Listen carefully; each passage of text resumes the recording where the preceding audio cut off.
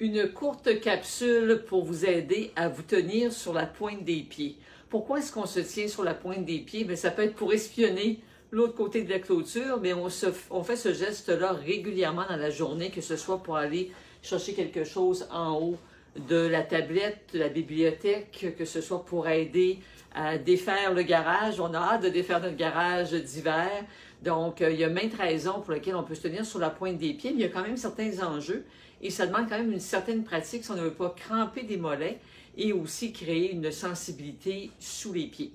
Je suis Dr Dominique Dufour, chiropraticienne, et je vous donne quelques conseils aujourd'hui pour faire en sorte que cette activité courante se passe le plus normalement possible. Et il y a quelques exercices qu'on peut faire aisément qui vont nous aider à renforcer nos mollets, à aller chercher de la mobilité et de la flexibilité. Mobilité au niveau de la cheville, flexibilité donc au niveau du bas de la jambe. Donc, quand on se tient sur la pointe des pieds, on peut tout simplement le faire en termes d'exercice. Alors, évidemment, vous ne voyez que le haut du corps, vous faites un petit peu d'imagination, mais on va se placer les pieds ensemble le plus près possible et on va tout simplement donc s'élever sur la pointe des pieds et de là, ça demande déjà un certain équilibre. On peut avoir une chaise pour aller chercher un appui au besoin, mais si on le fait sans chaise, si on est capable de le faire au départ, évidemment, on a à ce moment-là un double effet. Mobilité, renforcement des mollets et aussi on travaille sur notre équilibre. Donc, vous voyez, j'étais comme ça, une 5 à 10 secondes pendant que je vous parlais.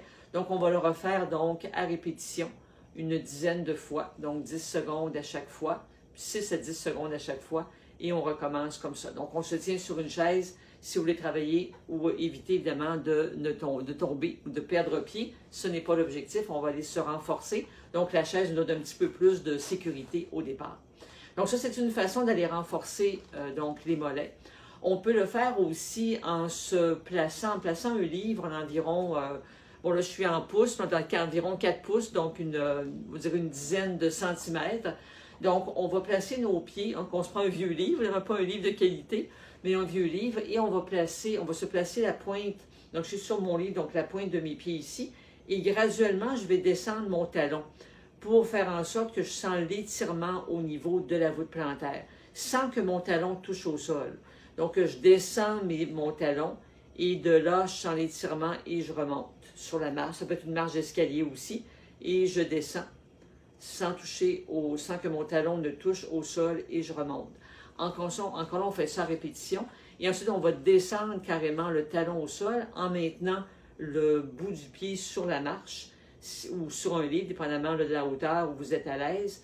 Et avec le talon au sol, on va devoir étirer donc le dessous de la voûte plantaire. Donc, tout ça, évidemment, ça se fait en douceur. Faites des tests. On ne veut pas aller non forcer le pied. On veut s'acclimater, s'accoutumer progressivement. Donc, adaptez votre quelques répétitions au départ. On voit comment le mollet, le pied réagit le lendemain. Et on y va comme ça, essai-erreur, pour aller progressivement améliorer donc ce renforcement et cette mobilité au niveau de la cheville. Donc, c'est une bonne façon de le faire. On peut aussi faire l'étirement classique au mur, où on va donc s'appuyer. On a le talon on recule un peu la jambe et on a donc l'étirement au niveau du mollet. Et on peut ensuite, toujours en maintenant le pied au sol, fléchir le genou, ce qui fait qu'on va aller chercher un étirement dans le haut du mollet et dans le bas du mollet. Donc, deux façons d'aller chercher l'étirement. En allant sur ma chaîne YouTube, vous verrez différents exercices pour le bas de la jambe, entre autres l'étirement du mollet. Alors, si vous êtes déjà inscrit à mon infolette, d'ailleurs, je vous invite à cliquer sur le lien au-dessus de la vidéo. Donc, vous recevez à chaque semaine des conseils et des différents exercices. Donc, dans l'infolettre de cette semaine, vous aurez cette capsule qui va être replacée et vous aurez un exercice spécifique donc pour mieux visualiser au niveau du mollet qu'est-ce qu'il faut faire pour entraîner la partie près du tendon d'Achille et la partie qui s'attache davantage près du genou. Donc, si vous voulez vous tenir sur la pointe des pieds, donc on le régulièrement dans la journée, donc ça peut en même temps nous dégourdir. Vous êtes en télétravail, vous écoutez la télévision, pourquoi pas se lever quelques secondes et encore là faire des exercices qui font qu'on se dégourdit, on est moins ankylosé. Vous connaissez mon principe de la minute active, donc de bouger 1 minute par 30 minutes de position statique. Donc, c'est un exercice qui se fait très bien, donc de se dégourdir encore là sur la pointe des pieds, comme je le fais actuellement en vous parlant. Autre point important aussi, c'est la surface. Si on est sur une surface qui est dure, donc au niveau, on peut le faire nu-pied, mais à ce moment-là, on a vraiment un appui vraiment au niveau des métatarses. Donc, si on veut protéger quand même notre pied, d'avoir un soulier qui est un petit peu plus moelleux pour, dans un premier temps, encore là, s'habituer à aller chercher la pesanteur sur le devant du pied.